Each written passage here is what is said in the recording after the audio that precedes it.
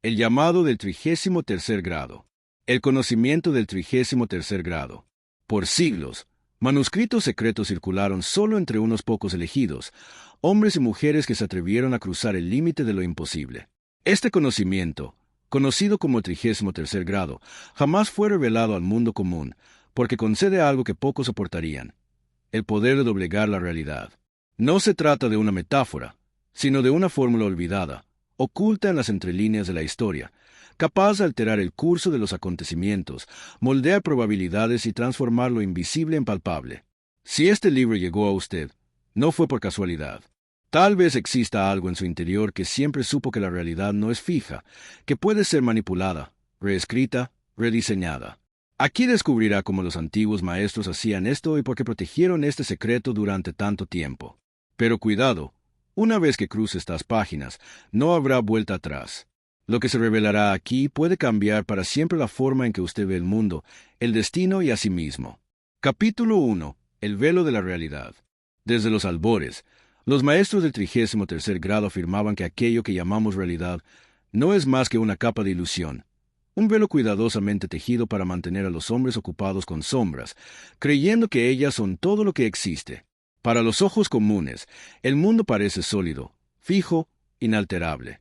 Las piedras parecen inmutables, las leyes de la física inviolables, el destino inevitable. Pero para aquellos que se atrevieron a cruzar el límite de la percepción, el universo reveló un secreto perturbador.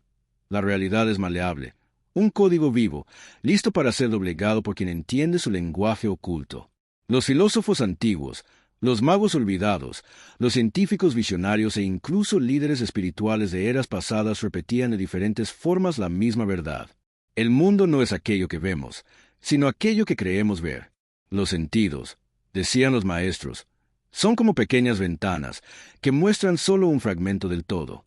Es como observar el océano por un estrecho agujero en la roca. Usted ve las olas que pasan, pero jamás percibe la vasta inmensidad de las aguas. Y aún así, todos viven como si aquel fragmento fuera todo lo que existe. Ese es el primer truco del velo, hacerle creer que lo que sus ojos muestran es toda la verdad. En realidad, todo a nuestro alrededor vibra. Cada objeto, cada cuerpo, cada pensamiento está hecho de energía en movimiento. La mesa sobre la cual reposa sus manos, aparentemente sólida, está compuesta por átomos llenos de espacios vacíos, danzando en patrones invisibles. El cuerpo humano, que parece tan concreto, no es más que una sinfonía de frecuencias coordinadas. Incluso el tiempo, ese señor implacable que arrastra los días y las noches, no es absoluto, sino elástico, capaz de expandirse y contraerse de acuerdo con la conciencia que lo observa. Los maestros decían: nada es sólido, nada es fijo, nada es definitivo. La realidad es solo el sueño del observador. Imagine que el universo es un inmenso tapiz y cada hilo de él está hecho de energía y conciencia. La mayoría de las personas caminan sobre este tapiz sin notar los hilos, sin percibir que cada paso está influenciado por su propia vibración interior. Ellas creen que son prisioneras del tejido, pero los maestros sabían que con el entrenamiento correcto es posible tirar de los hilos, reordenar los patrones, cambiar los diseños. Esa es la esencia de doblegar la realidad. Entender que no se trata de romper leyes, sino de dialogar con ellas a un nivel más profundo, como quien descubre el código secreto detrás de un programa. Para ilustrar este conocimiento, los antiguos contaban la historia de Aerón, el discípulo de las sombras. Él era un joven que sufría con la pobreza y creía que su destino estaba sellado desde nacimiento. Cierto día, encontró uno de los manuscritos escondidos. Al estudiarlo, percibió una verdad chocante. Su miseria no era obra de dioses crueles ni de suerte ingrata, sino de la frecuencia que cargaba dentro de sí. Sus pensamientos eran siempre de escasez, sus emociones de miedo, sus palabras de derrota. Y así, el universo respondía como un espejo, devolviendo exactamente la vibración que él emanaba. Cuando Aerón comenzó a alterar conscientemente su frecuencia interior, cambiando palabras, cultivando gratitud y visualizando abundancia, algo extraordinario sucedió. Puertas comenzaron a abrirse, personas pasaron a ayudarlo. Oportunidades surgían de lugares inesperados. Él no forzó la realidad. Él la doblegó a cambiar el código invisible que la sostenía. Ese es el punto central que los maestros de 33º grado repetían incansablemente. La realidad externa es solo el reflejo de la realidad interna. Lo que usted cree, siente y vibra crea el filtro a través del cual el universo responde. Si usted cree en limitaciones, verá límites en todas partes. Si cree en posibilidades, el propio espacio-tiempo se ajusta para confirmarlas. La realidad no es un muro impenetrable, sino un espejo que solo refleja aquello que usted proyecta en su superficie. ¿Pero por qué? Entonces, ¿la mayoría vive como prisionera de la realidad dura y fija? Porque el velo fue diseñado para mantener la atención atrapada en lo visible. Desde nacimiento, se nos enseña a confiar solo en lo que podemos tocar, medir y comprobar. Somos adoctrinados a ridiculizar todo lo que escapa a la lógica aparente, a desacreditar los milagros, a reírnos de quienes se atreven a hablar de energía, vibración y conciencia creadora. Este condicionamiento es parte del propio velo, una red que mantiene a miles de millones creyendo que no tienen poder alguno sobre su propio destino. Los maestros, sin embargo, descubrieron brechas en ese velo a través de la meditación, el estudio de símbolos y la observación profunda de la naturaleza. Ellos percibieron que cada elemento de la vida está en constante diálogo con el observador. El agua, por ejemplo, cambiaba su estructura de acuerdo con las emociones proyectadas sobre ella. Las plantas crecían más fuertes cuando recibían palabras de amor. Incluso el cuerpo humano respondía a creencias profundas, curándose o enfermando de acuerdo con la vibración interna de quien lo habitaba. Todo esto mostraba una verdad irrefutable. La conciencia moldea la materia. Uno de los símbolos más reverenciados entre ellos era el espejo dorado, una metáfora para el universo.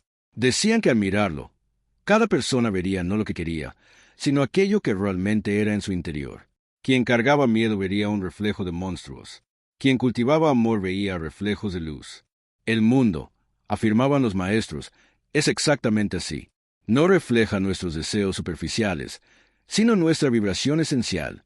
Y es por eso que muchos no consiguen alterar la realidad, porque intentan cambiar el reflejo sin cambiar la cara que lo proyecta. Aquellos que alcanzaban el 33º grado aprendían la primera gran lección.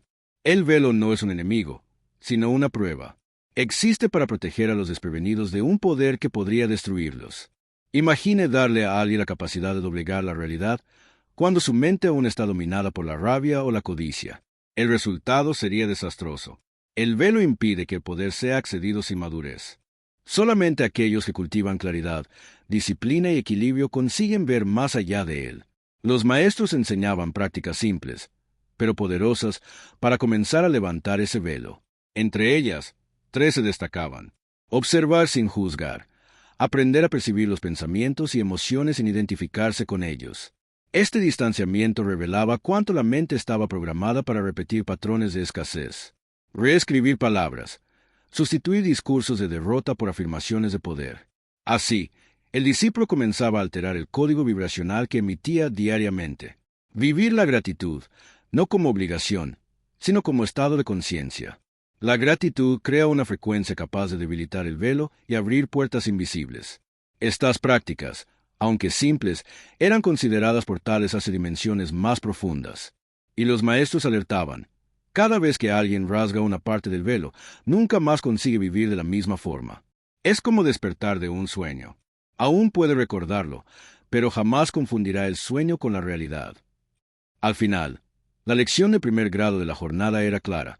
El mundo que usted ve no es el mundo real, sino el reflejo de aquello que vive en usted. La realidad aparentemente sólida es solo una respuesta a las frecuencias que usted emite.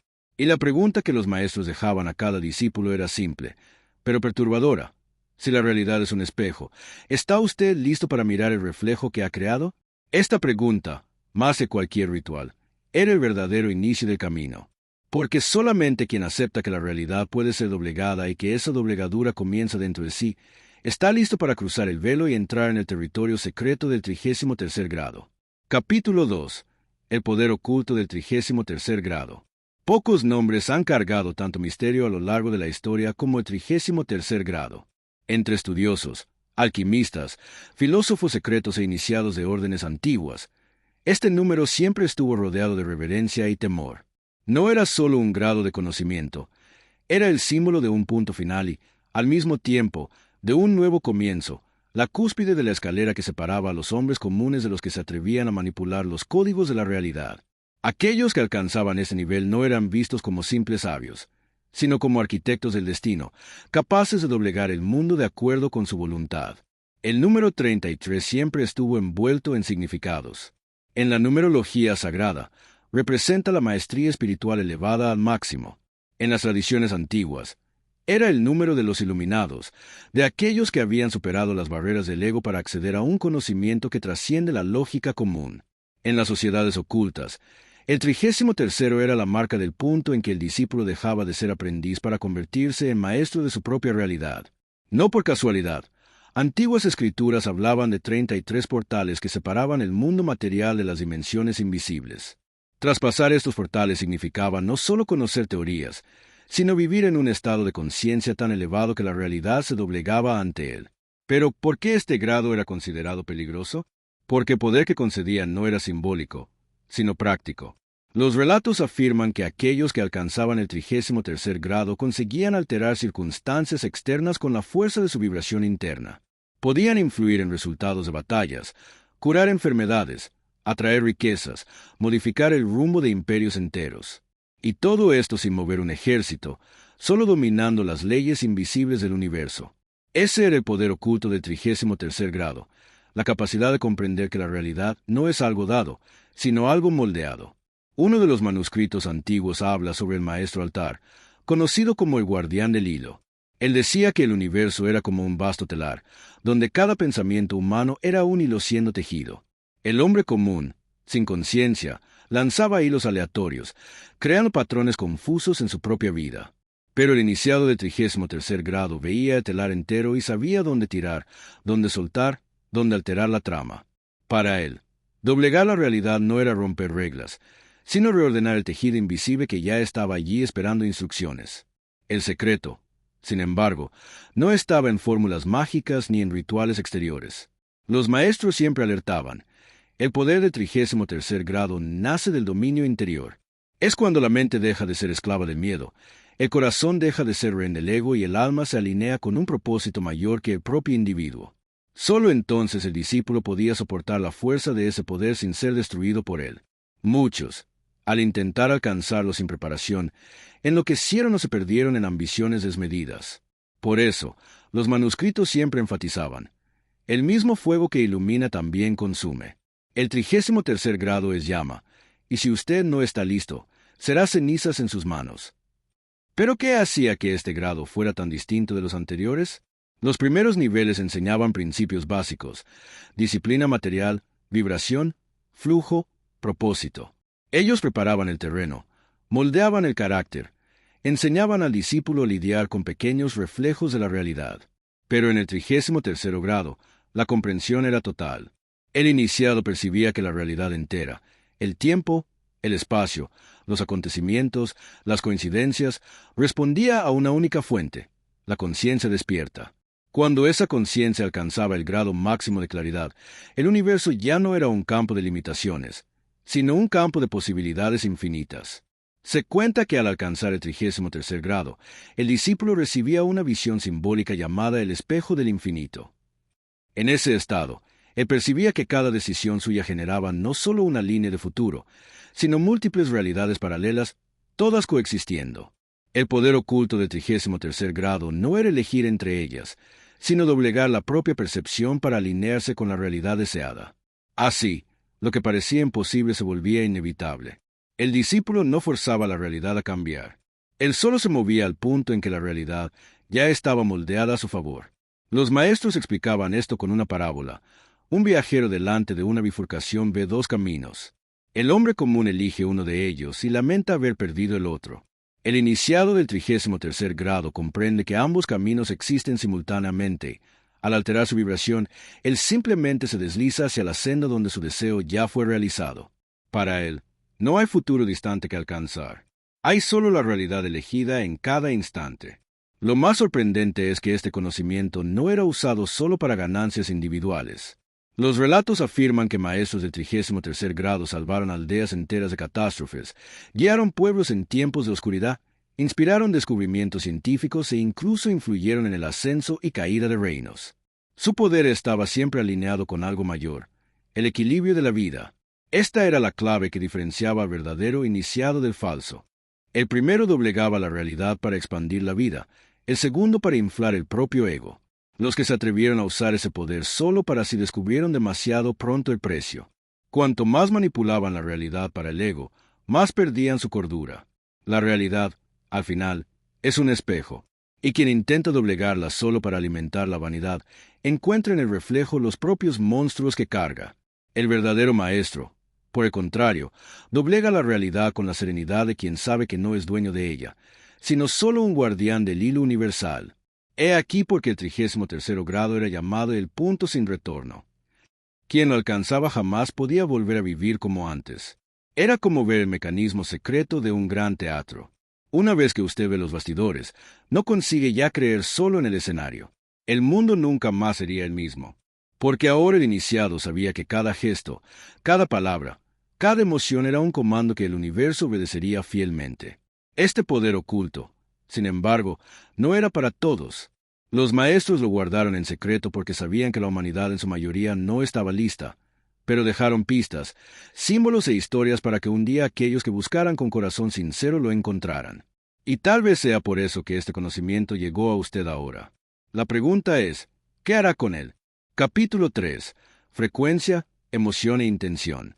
Los maestros del 33º grado decían que la realidad es como un espejo vivo, pero no responde a lo que pedimos con palabras superficiales, responde a lo que somos por dentro. Ese es el verdadero secreto que diferencia a los pocos que consiguen doblegar la realidad de todos los otros que viven atrapados en cadenas invisibles. Para ellos, todo en el universo es moldeado por una tríada sagrada: frecuencia, emoción e intención. Cuando estos tres elementos se alinean, el mundo exterior se doblega ante el iniciado, como si reconociera en él la autoridad de un creador consciente. La primera pieza de la tríada es la frecuencia. Todo vibra, todo emite energía. Desde la menor partícula hasta las galaxias, todo pulsa en un ritmo, en una onda, en un patrón invisible que sostiene la forma visible. El cuerpo humano vibra, los pensamientos vibran, las palabras vibran. La ciencia moderna solo confirma lo que los maestros ya sabían. El universo está hecho de vibración y aquello que usted emite es aquello que usted atrae. El iniciado del 33º grado entiende que no basta querer riqueza o curación. Es necesario estar en sintonía con la frecuencia de esas realidades.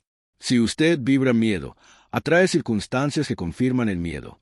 Si vibra confianza, atrae circunstancias que confirman la confianza.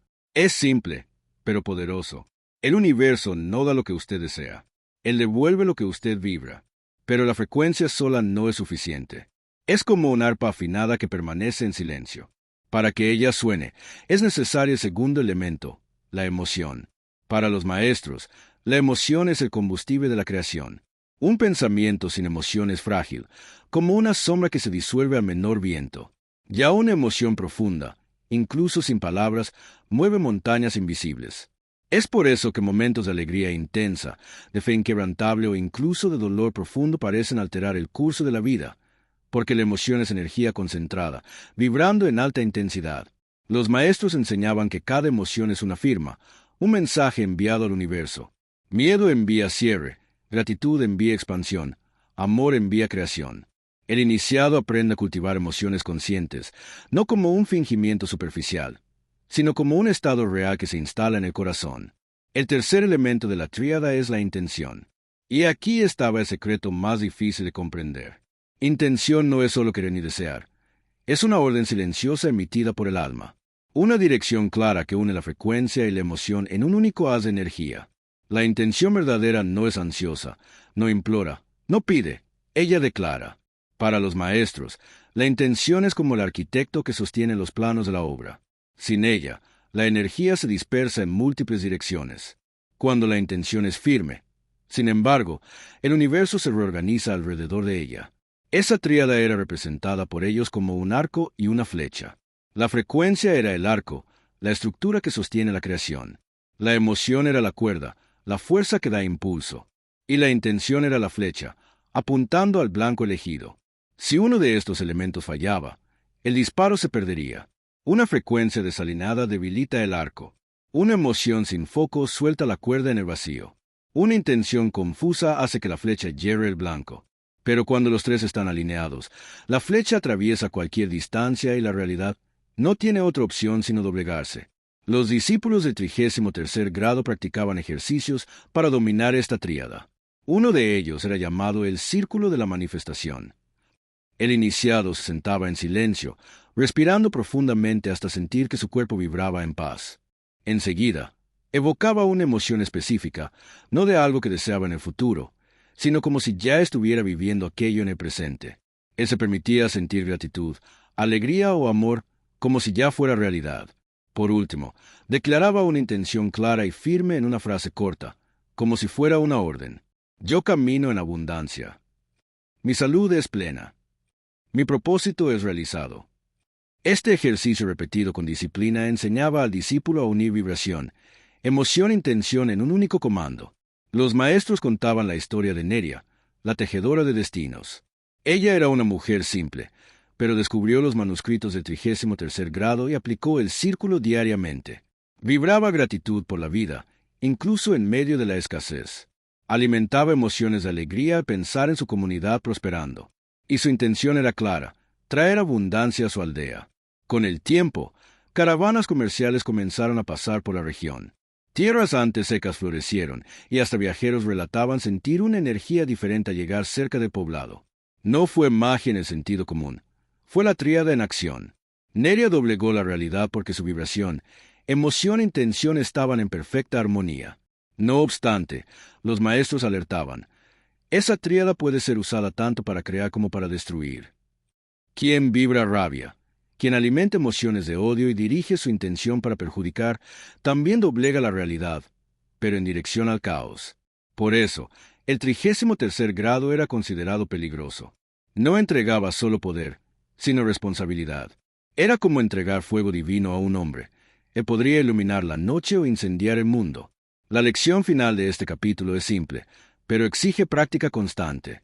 La realidad no responde a lo que usted habla, sino lo que usted vibra, siente intención en silencio.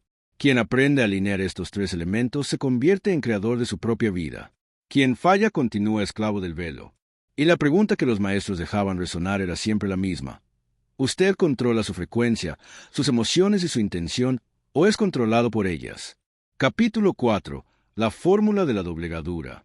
Los maestros de 33º grado decían que doblegar la realidad no era un milagro fuera del alcance humano, sino un proceso, una fórmula sagrada que cualquiera podría aplicar si estuviera dispuesto a disciplinar cuerpo, mente y espíritu.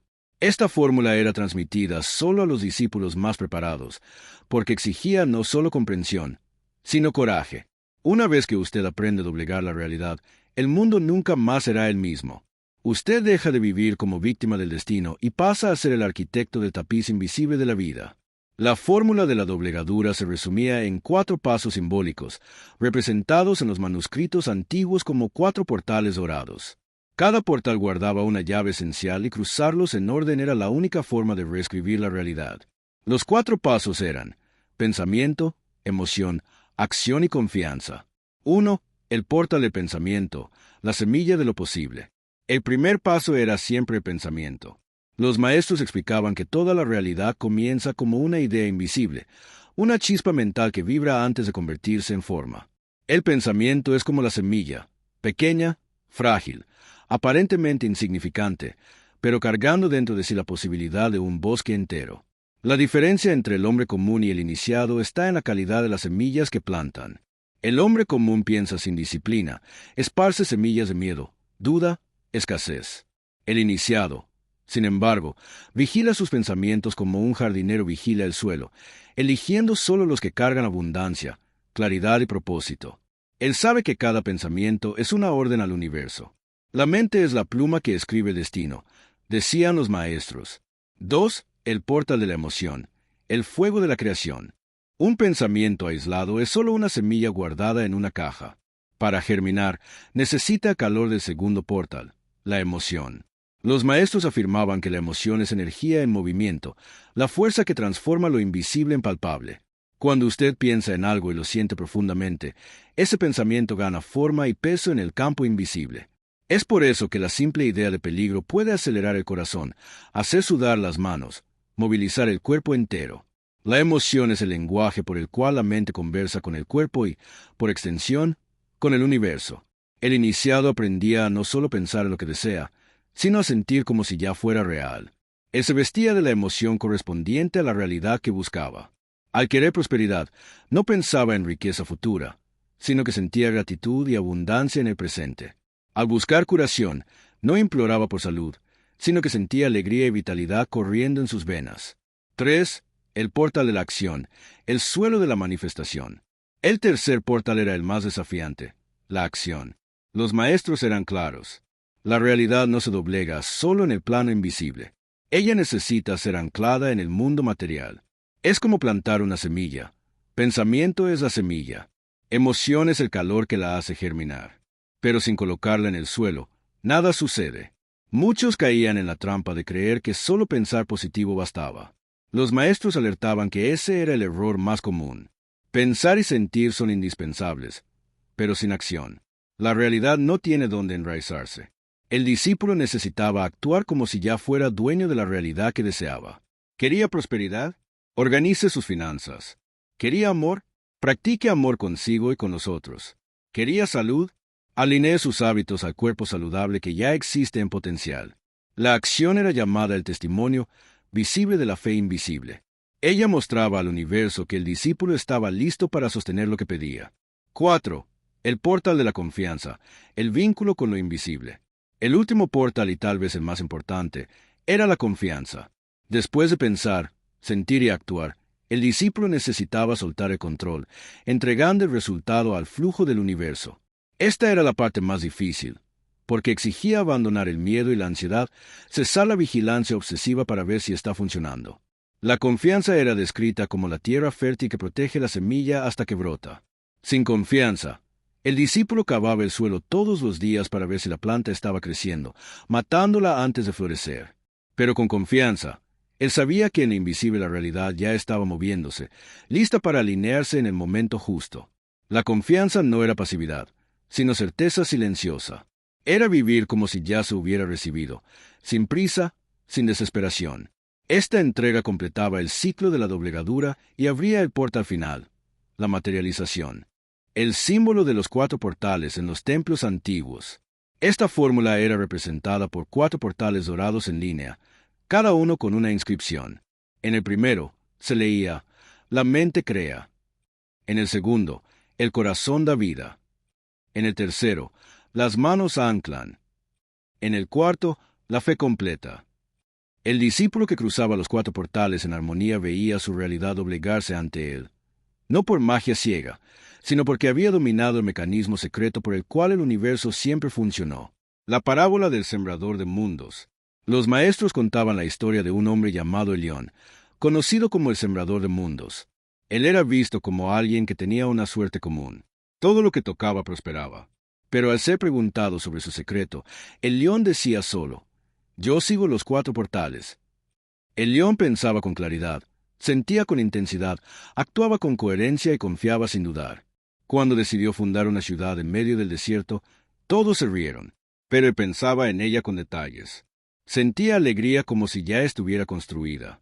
Actuaba erigiendo pequeñas casas con sus propias manos y confiaba en que el agua vendría. Meses después, un río subterráneo fue descubierto al lado de la ciudad y ella floreció. Para los otros, fue coincidencia. Para el león, fue solo la fórmula de la doblegadura en movimiento, el aviso de los maestros. No obstante, los maestros siempre dejaban un aviso. La fórmula no es un juguete. Usarla para fines egoístas o destructivos crea distorsiones que regresan al creador como sombras. Todo lo que usted doblega, lo doblega a usted también, decían. El poder de moldear la realidad exige pureza de intención, porque el universo siempre devuelve la misma energía que usted emite. La fórmula de la doblegadura es simple, pero profunda. Pensar, sentir, actuar, confiar. Quien la domina pasa a vivir como co-creador consciente. Quien la ignora continúa siendo arrastrado por los vientos de la realidad colectiva.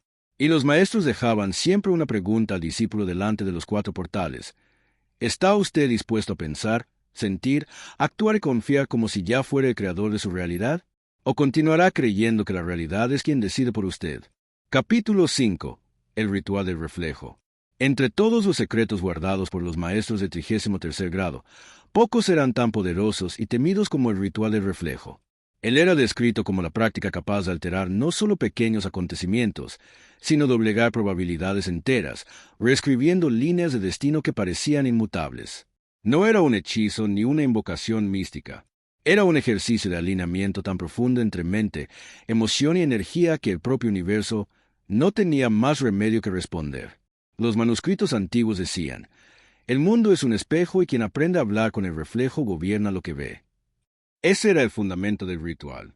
Para los maestros, la realidad no era más que un reflejo ampliado de la conciencia interior. Todo lo que sucede fuera es solo la sombra de aquello que vibra dentro. El ritual es reflejo.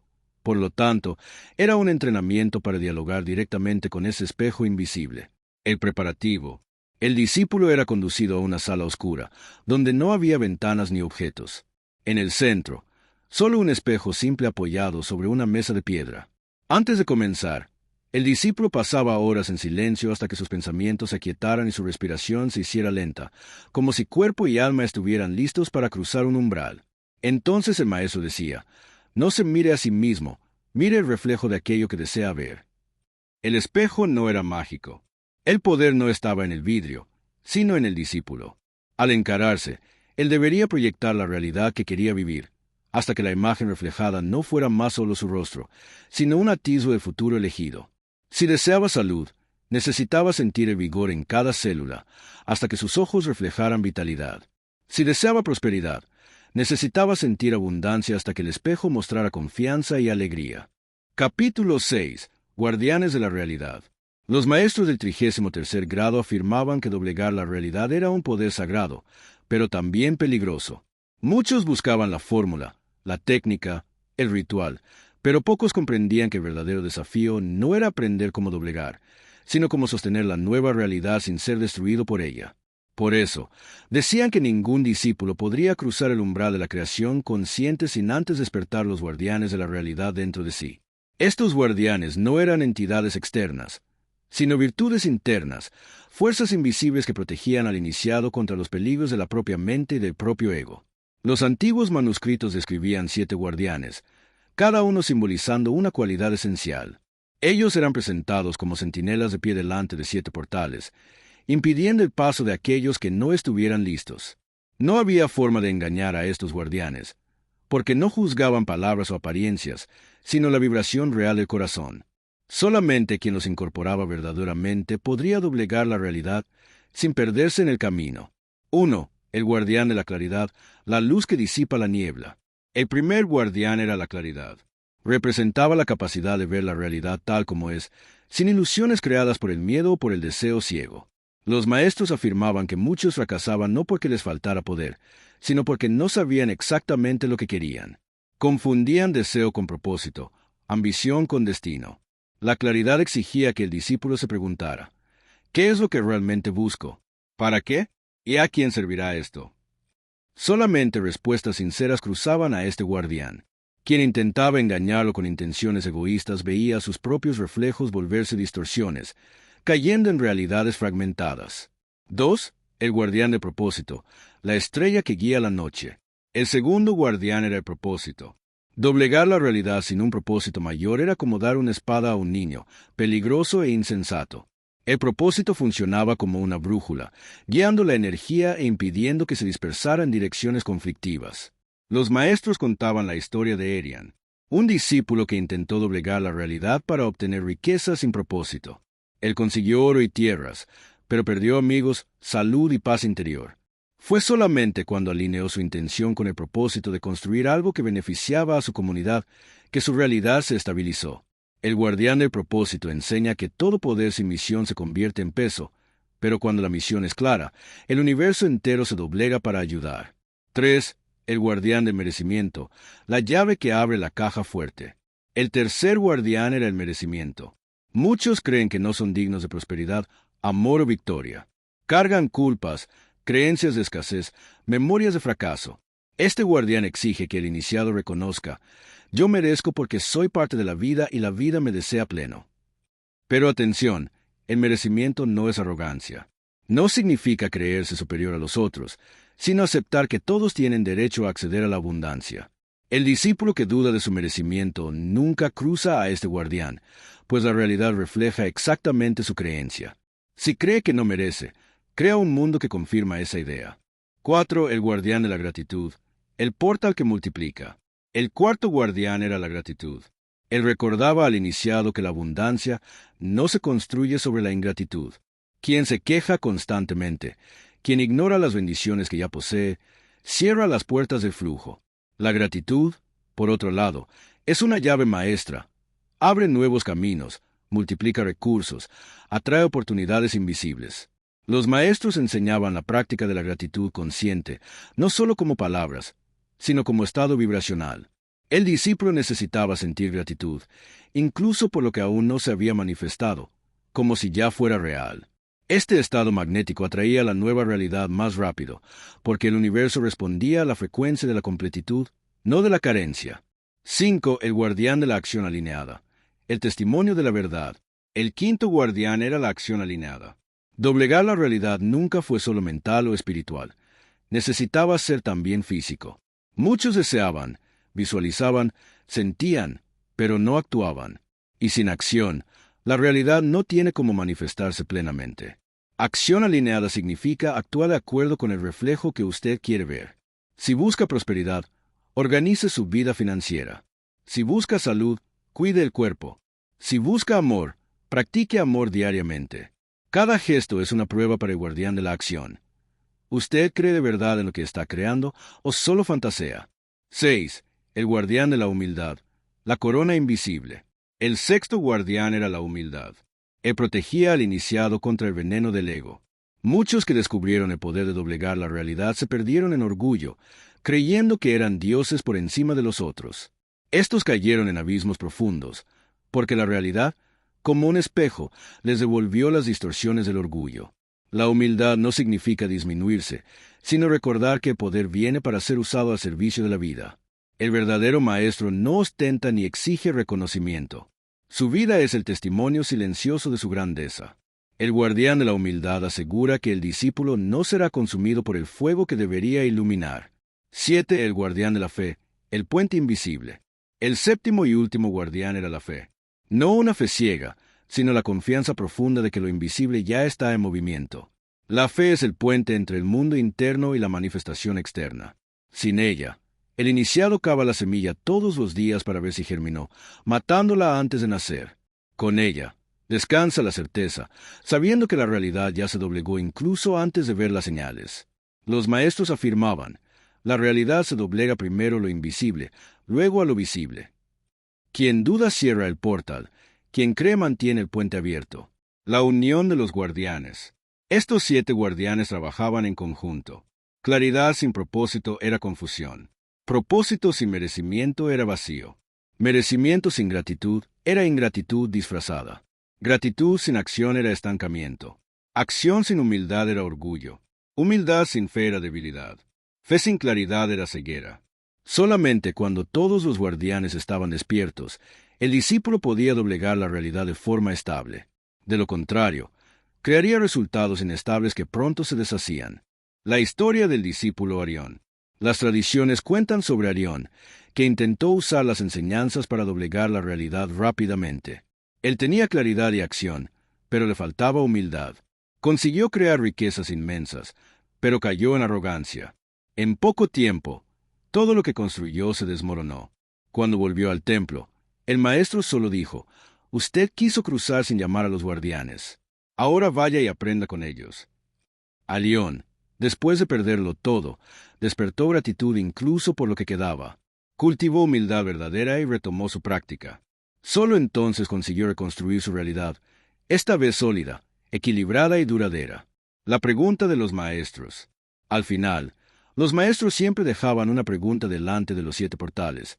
¿Está usted listo para despertar a los guardianes dentro de sí, o prefiere doblegar la realidad sin protección, arriesgándose a ser destruido por el reflejo del propio poder? Porque en el fondo el secreto del 33º grado no era solo aprender a doblegar la realidad, sino aprender a ser el tipo de ser humano capaz de sostener el poder de la creación sin perderse en sus propias sombras. Capítulo 7.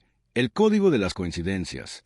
Los maestros del 33º grado afirmaban que la realidad no se doblega de forma súbita y ruidosa, como un trueno que rasga los cielos. Por el contrario, ella se curva de manera sutil, silenciosa, casi imperceptible, dejando rastros que solo los ojos entrenados consiguen notar.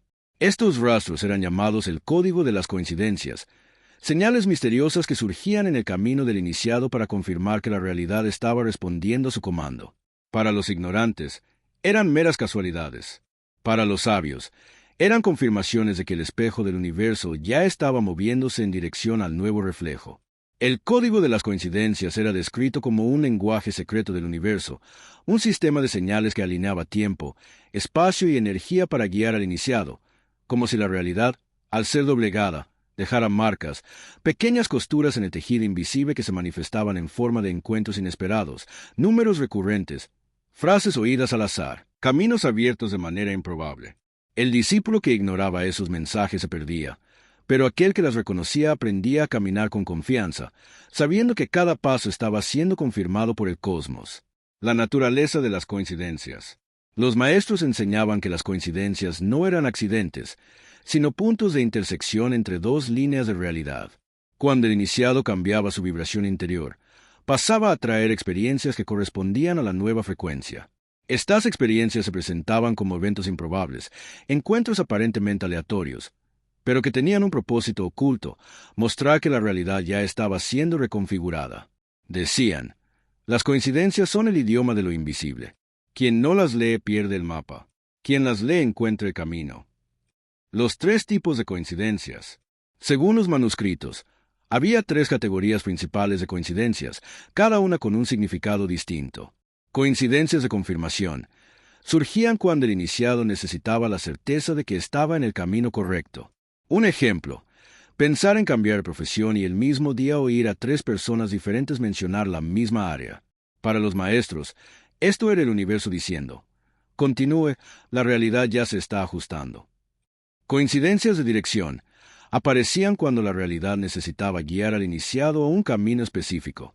Era el caso de encontrar por casualidad a una persona que trae exactamente la información necesaria o toparse con un libro que contiene la respuesta buscada. Estas señales no eran accidentales, eran invitaciones a cruzar puertas invisibles. Coincidencias de alineamiento eran las más raras y poderosas. Ocurrían cuando múltiples elementos de la vida encajaban de forma perfecta, como engranajes ocultos que se movían en armonía. Era la sincronicidad máxima donde todo parecía conspirar a favor. Los maestros llamaban a esto el soplo del infinito. La historia de Celia, la lectora de señales. Las tradiciones cuentan sobre Celia, una discípula que vivía perdida en dudas. Ella practicaba las enseñanzas, pero siempre vacilaba, temiendo que fuera imaginación. Un día, al caminar por el mercado, pensó en buscar un mentor para que la guiara. Minutos después, un desconocido le entregó sin motivo un pergamino antiguo, donde estaba escrito, «El maestro aparece cuando el discípulo está listo». En los días siguientes, Celia comenzó a notar patrones recurrentes, números iguales en el reloj, frases oídas repetidamente, encuentros inesperados con personas que traían exactamente las respuestas que buscaba. Fue entonces que entendió. No era coincidencia, era el universo confirmando su doblegadura. Celia se convirtió en una de las más sabias, pues aprendió a leer las señales con precisión, como quien lee estrellas en el cielo. La matemática oculta de las coincidencias. Los maestros afirmaban que las coincidencias obedecían a una matemática invisible.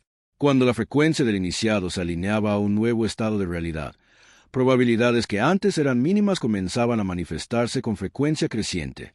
Era como si el universo reorganizara los datos del juego, aumentando las posibilidades de ciertos acontecimientos hasta que se volvieran inevitables. Este fenómeno era llamado resonancia estadística. Aquello que parecía improbable se volvía normal, porque el iniciado ya no vivía en el mismo campo de probabilidades. Él se había deslizado a una línea de realidad donde tales eventos eran naturales. El peligro de la ceguera.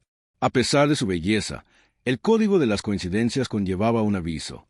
Muchos discípulos se perdían al ignorar o racionalizar las señales, insistiendo en llamar a todo azar. Otros, al contrario, se quedaban obsesionados, interpretando cada sombra como mensaje, cayendo en paranoia. Los maestros enseñaban el equilibrio. Ni todo es señal, pero toda señal verdadera viene cargada de paz. Esa era la clave.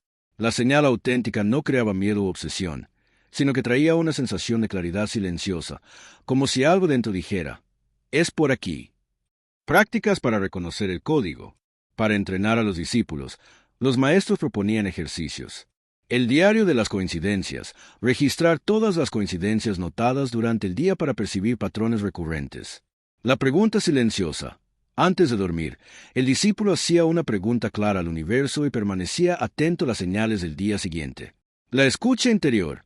Al percibir una señal, el discípulo cerraba los ojos y observaba. El corazón se expandía en paz o se contraía en miedo. Ese era el criterio para saber si el mensaje era verdadero. El reflejo en el espejo mayor. El código de las coincidencias también revelaba algo más profundo. La realidad no es una línea recta, sino un campo de posibilidades simultáneas. Cada señal era como un reflejo parcial de ese espejo mayor, mostrando que la realidad ya estaba doblegada en potencial. Le correspondía al discípulo seguir las señales correctas para alinearse con la versión de realidad que eligió vivir. Los maestros decían, las coincidencias son como piedras en el camino de un río. Si usted las sigue, llega al mar. Si las ignora, se ahoga en la corriente. La pregunta final de los maestros. En el cierre de esta enseñanza, los maestros siempre miraban a los ojos del discípulo y preguntaban, ¿está usted dispuesto a reconocer el código de las coincidencias como lenguaje del universo, o continuará llamando azar a aquello que el infinito coloca delante de usted? Porque al final la diferencia entre vivir como víctima o como creador está justamente en esto. Algunos ven coincidencias como accidentes, otros como mensajes, y los que saben leerlas se convierten en arquitectos de la propia realidad. Capítulo 8. El precio del poder. Los maestros del 33º grado nunca engañaron a sus discípulos. Doblegar la realidad es un poder inmenso, pero que trae consigo un precio igualmente inmenso. Ellos decían, toda llama que ilumina puede también quemar, toda espada que protege puede también herir, y todo poder que libera puede también aprisionar. El universo no entrega tamaña capacidad sin cobrar responsabilidad. Y es justamente aquí donde muchos fallan. Al desear el poder, se olvidan de que todo poder exige equilibrio, sobriedad y conciencia. El precio del poder no era un castigo impuesto por entidades externas, sino una consecuencia natural de las leyes universales. Cuanto más profundo el contacto con el mecanismo invisible de la realidad, más intensos se volvían los reflejos de cada pensamiento, emoción e intención. Si antes un pensamiento negativo tenía poco alcance, en el 33º grado, podría manifestarse con velocidad asustadora. Si antes una intención mal dirigida pasaba desapercibida, ahora el universo la obedecía con precisión. Los maestros alertaban, el reflejo se vuelve más rápido cuanto más nítido es el espejo. En el 33º grado, el espejo es cristalino. 1. El precio de la responsabilidad. El primer precio era la responsabilidad. El iniciado descubría que ya no podía vivir de forma descuidada, lanzando palabras al viento, alimentando emociones de rabia, sosteniendo creencias de limitación. Cada gesto, cada pensamiento, cada emoción se convertía en una semilla inmediata, generando cosechas rápidas. Esto exigía disciplina constante. Los maestros contaban que muchos discípulos fracasaron porque después de aprender a doblegar la realidad, continuaron cultivando hábitos destructivos. Algunos crearon prosperidad, pero perdieron la salud. Otros alcanzaron fama, pero se ahogaron en soledad. El poder de doblegar la realidad no elige moralidad. Él solo responde. Por eso, la responsabilidad era la primera llave. Cuanto más poder usted tiene, más vigilante necesita ser sobre sí mismo. 2. El precio de la soledad. El segundo precio era la soledad. Doblegar la realidad coloca al iniciado en una frecuencia tan diferente que muchas veces él ya no encaja en las antiguas compañías. Amigos de la infancia pasan a no reconocerlo. Familias lo llaman extraño. La sociedad lo rechaza por no seguir las normas de la masa. El iniciado aprende que la jornada es muchas veces solitaria. Esto no significaba que él no pudiera amar o convivir, sino que debería aceptar la sensación de no pertenencia. Al final, él ya no era parte del juego común de la realidad. Él había aprendido a manipular el tablero. Los maestros llamaban a esto la travesía del desierto, un periodo en que el discípulo necesita aprender a estar consigo mismo, sin perderse la soledad, sino transformándola en fuerza. 3. El precio de la confrontación con las sombras. El tercer precio era la confrontación con las propias sombras. Cuanto más poder se obtiene, más el universo revela lo que está escondido en el corazón. El iniciado ve reflejadas delante de sí todas las partes que intentó ignorar: envidia, orgullo, miedo, codicia. Estas sombras emergen porque la realidad responde a todo, no solo a lo que está en la superficie. Este enfrentamiento era inevitable. Algunos discípulos se desesperaban, creyendo que habían sido maldecidos, cuando, en verdad, estaban solo enfrentando el reflejo de sí mismos. El precio del poder era tener el coraje de encarar esas sombras y transmutarlas en lugar de esconderlas. Quien no domina sus sombras será dominado por ellas. 4. El precio de la renuncia. El cuarto precio era la renuncia. Para doblegar la realidad, muchas veces era necesario renunciar a antiguos deseos que ya no servían al propósito mayor. El iniciado aprendía que no podría tener todo, no porque el universo lo limitara, sino porque parte del poder exigía foco. Era necesario elegir con claridad. Renunciar significaba soltar excesos, cortar lazos tóxicos, abandonar identidades falsas. Muchos tenían dificultad para dejar atrás lo que ya no tenía sentido, pero los maestros enseñaban: sostener lo viejo es impedir que lo nuevo se manifieste. La doblegadura solo ocurre en el espacio que usted abre. 5. El precio del silencio. El quinto precio era el silencio. Los maestros prohibían a los discípulos esparcir sus conocimientos sin discernimiento. Aquel que revelaba secretos a quien no estaba listo no solo ponía en riesgo al otro, sino también a sí mismo. El silencio era protección, pero también prueba. El iniciado necesitaba guardar en sí verdades tan poderosas sin envanecerse, sin desear reconocimiento. Ese silencio forjaba humildad. Él enseñaba que el poder no existe para ser exhibido, sino para ser vivido. Así, el iniciado aprendía a caminar discretamente como un viajero anónimo, incluso siendo capaz de mover montañas invisibles. 6. El precio del equilibrio. El sexto precio era el equilibrio. Cuanto mayor el poder, mayor la tentación de usarlo de forma egoísta. El iniciado necesitaba mantenerse constantemente entre dos extremos, ni volverse esclavo de lo material, ni huir a lo espiritual y abandonar el mundo. El precio era vivir en la cuerda floja, equilibrando luz y sombra, materia y espíritu, deseo y propósito. Este equilibrio era llamado por los maestros danza silenciosa. No había descanso, porque la vida constantemente probaba ese punto de centro, un desliz y la realidad se distorsionaba. 7. El precio de la impermanencia. Por último, estaba el precio de la impermanencia. El iniciado necesitaba aceptar que todo lo que es creado puede también ser deshecho. La realidad es fluida y doblegarla significa vivir en movimiento constante. Nada es definitivo. Prosperidad, salud, relaciones. Todo puede cambiar de acuerdo con la vibración mantenida. El iniciado aprendía que la única verdadera seguridad estaba en su conciencia despierta. Esta aceptación era dura. Muchos deseaban poder para garantizar estabilidad eterna. Pero los maestros alertaban: la única eternidad es el cambio.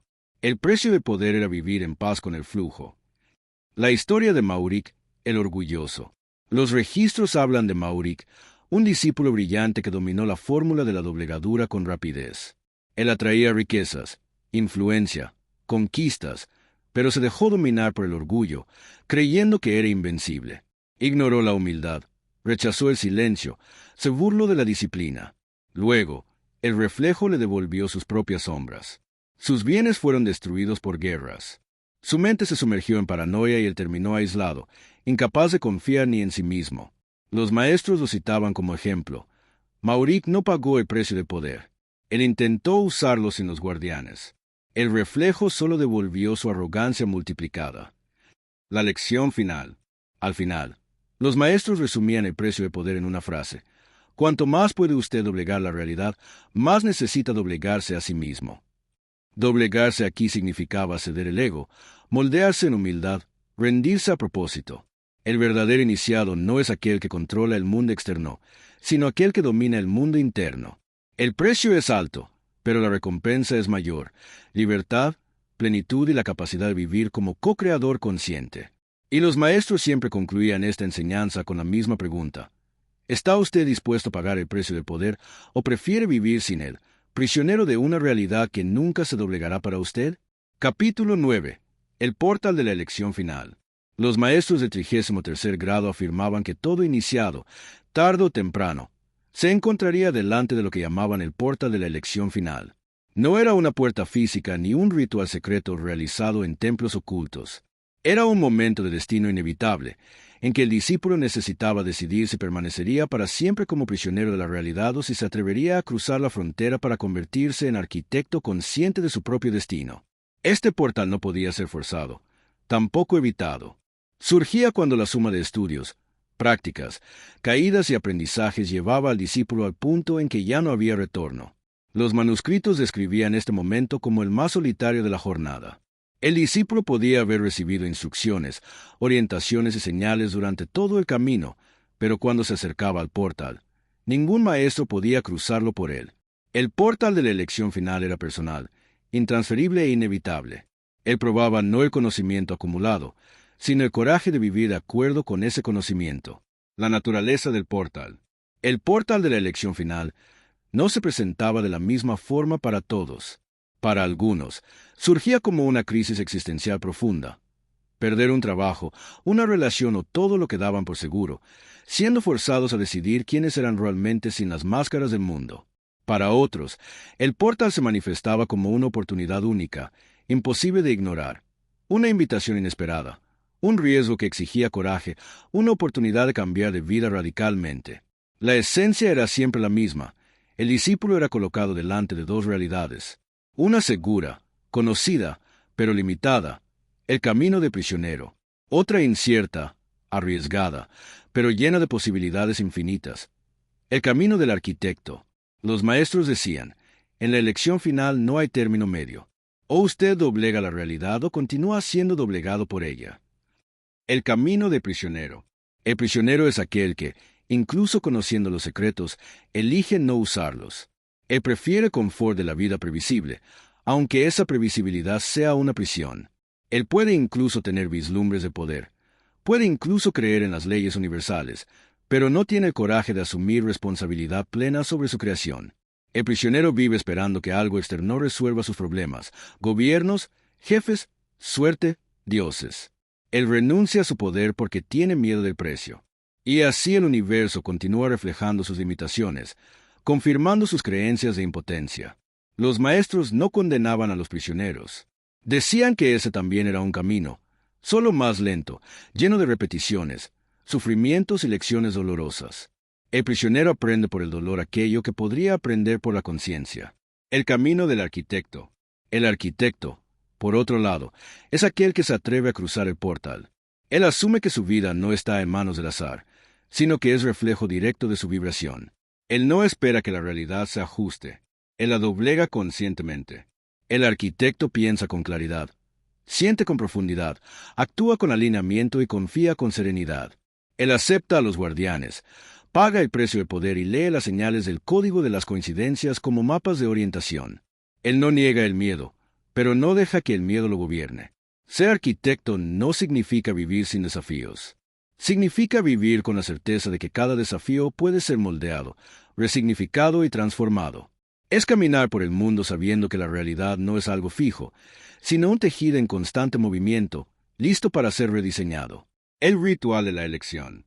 Aunque el portal de la elección final fuera interno, muchos maestros conducían a los discípulos a un ritual simbólico para representarlo. Ellos eran llevados hasta una sala donde había dos puertas. La primera puerta era simple, sin adornos, hecha de madera cruda. Representaba la vida común, previsible, donde nada cambiaba más allá de lo que el tiempo permitía. La segunda puerta era dorada, brillando con luz intensa, pero sin picaporte visible. Representaba lo desconocido, el riesgo, la entrega absoluta a lo invisible. El discípulo debería elegir. Si pasaba por la puerta de madera, volvía a la vida normal, tal vez más consciente, pero aún prisionero. Si encaraba la puerta dorada, necesitaba confiar en que al tocarla, ella se abriría para un destino totalmente nuevo. Muchos dudaban, algunos nunca la cruzaban, pero aquellos que se atrevían eran transformados para siempre. La historia de Laoran, el indeciso. Laoran era un discípulo brillante, pero inseguro.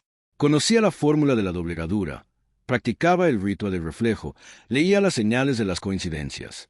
Aún así, tenía miedo de asumir responsabilidad plena por su vida. Vivía oscilando entre creer y dudar, entre practicar y desistir. Un día, el portal surgió. Él recibió una propuesta inesperada de mudarse a una tierra distante, donde podría aplicar sus dones y transformar cientos de vidas. Pero la elección exigía abandonar la seguridad de su aldea, dejar familia y amigos atrás. Él dudó, atormentado entre lo conocido y lo desconocido.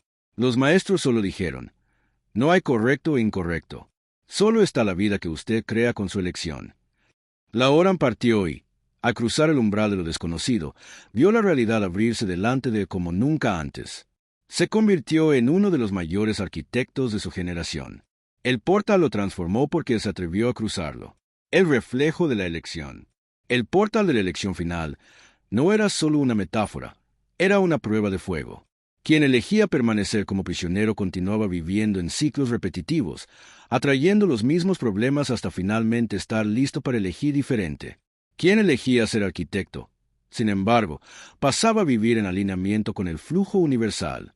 Los maestros decían que el universo siempre respeta la elección. Si usted decide ser prisionero, el universo le dará cadenas. Si decide ser arquitecto, el universo le dará herramientas. Pero en ambos casos, el reflejo será fiel. El precio de la elección. Cruzar el portal no significaba perfección. Muchos arquitectos caían, erraban, enfrentaban dificultades, pero la diferencia estaba en cómo lidiaban con esto, no como víctimas, sino como creadores. Cada caída era solo materia prima para una nueva creación. Cada obstáculo era solo parte de la doblegadura. El precio de la elección final era la responsabilidad total. Ya no había forma de culpar al mundo, a los otros o al destino. El arquitecto comprendía que todo era reflejo de sí mismo. Esta conciencia era pesada, pero también liberadora. El mensaje de los maestros. Al final de sus enseñanzas, los maestros siempre reunían a los discípulos delante de un símbolo del portal de la elección final y pronunciaban las palabras grabadas en piedra en los templos antiguos. Aquí termina el camino del aprendiz. Aquí comienza el camino del creador. Si eliges ser prisionero, vivirá las sombras del reflejo. Si eliges ser arquitecto, vivirá la luz de la creación. La elección es suya. Siempre lo fue, siempre lo será. La pregunta final. Y delante del portal, cada discípulo necesitaba responderse a sí mismo. ¿Usted vivirá como prisionero de la realidad que le fue dada, o se atreverá a convertirse en arquitecto de la realidad que desea crear? Esa pregunta resonaba en el alma, abriendo fisuras que jamás se cerrarían. Porque una vez colocado delante del portal de la elección final, nadie jamás volvía a ser el mismo. Capítulo 10. El legado del 33º grado. Los maestros del 33º grado siempre supieron que sus enseñanzas no pertenecían solo a un tiempo o a una generación. Eran verdades atemporales, semillas de eternidad plantadas en el suelo de la humanidad, esperando el momento justo para florecer. Por eso, nunca se preocuparon por acumular riquezas materiales o erigir monumentos grandiosos. Su verdadero legado era invisible, el conocimiento capaz de doblegar la realidad y transformar a cualquier ser humano común en un creador consciente de su propio destino. El legado del 33º grado no era solo un conjunto de técnicas, era un linaje de conciencia. Cada discípulo que cruzaba el portal de la elección final pasaba a cargar la llama viva de estos secretos, convirtiéndose en parte de una corriente inquebrantable que se extendía a lo largo de los siglos. No había templos fijos, no había jerarquías rígidas, había solo seres humanos despiertos, esparcidos en diferentes eras, culturas y lugares, todos ligados por una misma vibración, la certeza de que la realidad es un espejo y que el reflejo puede ser moldeado. El legado invisible. Los registros describen que muchos maestros vivieron entre reyes y emperadores, pero nunca buscaron el trono. Otros anduvieron entre los pobres y hambrientos, pero nunca se perdieron en la desesperación. Todos tenían en común la misma postura silenciosa. Vivían como arquitectos de la realidad, pero se presentaban como personas comunes. Este anonimato era parte del legado. La enseñanza no buscaba crear ídolos, sino despertar creadores. Cada discípulo era incentivado a vivir su vida normal, trabajar, amar, formar familia, pero con una conciencia diferente, moldeando la realidad en el silencio, sin necesidad de reconocimiento externo. Era el verdadero poder, ser extraordinario en lo ordinario, mágico en lo cotidiano, divino en lo humano. Los 4 pilares del legado. Los maestros sintetizaron el legado en 4 pilares fundamentales que deberían ser transmitidos más allá del tiempo. Conciencia. La realidad no es fija, ella responde al estado interno. La primera responsabilidad del iniciado es despertar a esto y vivir con esa conciencia en cada detalle del día. Coherencia. Pensamientos, emociones y acciones necesitan caminar juntos. La realidad solo se doblega de manera estable cuando el ser humano se vuelve coherente en su vibración. Servicio. El poder no es para ser guardado solo para sí. Debe ser usado para expandir la vida, inspirar, ayudar y multiplicar abundancia para todos alrededor. La realidad doblegada de un despierto siempre beneficia a muchos. Continuidad /diagonal legado. El conocimiento no muere con quien lo recibe. Debe ser transmitido, ya sea en palabras, ya sea en ejemplos de vida. Cada discípulo es un eslabón de continuidad, garantizando que la llama nunca se apague. La historia de Elora, la guardiana del legado. Las tradiciones cuentan sobre Elora, una discípula que vivió en una aldea simple. Ella no era reina, no era guerrera, no poseía riquezas, pero comprendió los 4 pilares con perfección. Vivía en coherencia, irradiaba amor y usaba su poder silencioso para transformar la vida de su comunidad. Donde había sequía, llovía; donde había discordia, surgía paz; donde había hambre, surgían caminos para la abundancia. Elora nunca se intituló maestra, pero todos los que convivían con ella sentían que algo diferente estaba presente. Cuando murió, su aldea entera cambió para siempre, pues cada habitante había recibido, a través de su ejemplo, una semilla del 33º grado. Esta historia recordaba a los discípulos que el legado no estaba en títulos o reconocimiento, sino en la capacidad de vivir como reflejo vivo de la verdad. El legado y la humanidad. Los maestros afirmaban que la humanidad como un todo también pasaría por un portal de la elección final. Un tiempo llegaría en que ya no sería posible vivir adormecido, creyendo solo en la materia, esclavizado por ilusiones de escasez y miedo. En ese tiempo, las personas necesitarían decidir: continuar presas a las cadenas de la ignorancia o despertar a su verdadera capacidad creadora. Ese tiempo, decían, sería marcado por señales colectivas, crisis globales, cambios abruptos, sincronicidades a escala planetaria. Y cuando ese momento llegara, las enseñanzas del 33º grado serían reveladas de forma más amplia, como ahora están siendo reveladas a usted, no por casualidad, sino por destino. Última enseñanza. La última enseñanza de los maestros decía: no basta doblegar la realidad para sí. El verdadero poder es aprender a doblegarla para que el todo florezca. El arquitecto no construye solo su casa, sino que construye caminos por donde muchos pueden pasar. Esta enseñanza transformaba al iniciado en guardián de la vida. La realidad que él creaba no era egoísta, sino colectiva. Él comprendía que cada pensamiento elevado ayudaba al mundo entero. Cada emoción de amor curaba más que solo a sí mismo. Cada acto de bondad obligaba la realidad en dirección a una vibración planetaria más alta. El legado en usted ahora. Al final de esta jornada, la pregunta ya no es más si los maestros existieron o si el 33º grado es real. La pregunta es: ¿qué hará usted con este conocimiento? El legado solo continúa vivo cuando alguien decide practicarlo. De lo contrario, se convierte solo en una historia más entre tantas. Usted carga ahora las mismas elecciones delante de sí: ser prisionero o arquitecto, vivir en el azar o vivir en el reflejo consciente. El portal de la elección final no está en templos distantes, sino dentro de usted, en el próximo pensamiento, en la próxima emoción, en la próxima acción. El legado del 33º grado no pide perfección, él pide conciencia, coherencia, servicio y continuidad. Si usted aplica esto, aunque sea en pequeños gestos diarios, usted ya estará sosteniendo la llama. El mensaje final de los maestros. Las escrituras concluían con un mensaje grabado en símbolos de oro. No nos busque en estatuas o templos. Búsquenos en su propia conciencia despierta. Allí estaremos cada vez que usted doblegue la realidad con amor, claridad y propósito. Este es el legado del 33º grado: ser el reflejo de la luz que siempre estuvo en usted. Llamado para usted. Si usted llegó hasta aquí, no fue por casualidad. Tal vez el universo haya puesto este libro en su camino, porque sabía que usted estaba listo para recibir el legado. Ahora, le toca a usted decidir si va a guardarlo solo como palabras o si va a vivirlo como verdad. El portal está delante de usted aquí y ahora, y los maestros susurran del otro lado: cruza, crea, conviértete en arquitecto. Si este mensaje resonó en su corazón, no permita que se pierda en el silencio. Dele me gusta a este video y suscríbase al canal o libro oculto. porque aquí encontrará otros secretos que, así como este, fueron guardados por siglos y ahora están siendo revelados. Al hacer esto, usted no solo fortalece este trabajo, sino que también envía una señal al universo de que está listo para más. Este es su momento. Este es su llamado. Este es su legado. Epílogo: la llave oculta. Hay secretos que pueden ser dichos y hay secretos que solo pueden ser vividos. Los maestros del 33º grado sabían esto y, por eso, siempre dejaron la última enseñanza en silencio, escondida no en las páginas, sino en el corazón del discípulo despierto. Ellos decían: cuando las palabras terminan, la verdadera llave aparece. Esa llave no es de oro ni abre puertas de hierro. Ella se manifiesta cuando usted comprende en su propia vida que no es prisionero de circunstancias, sino creador de caminos. La llave oculta está en sus manos ahora. No la busque fuera.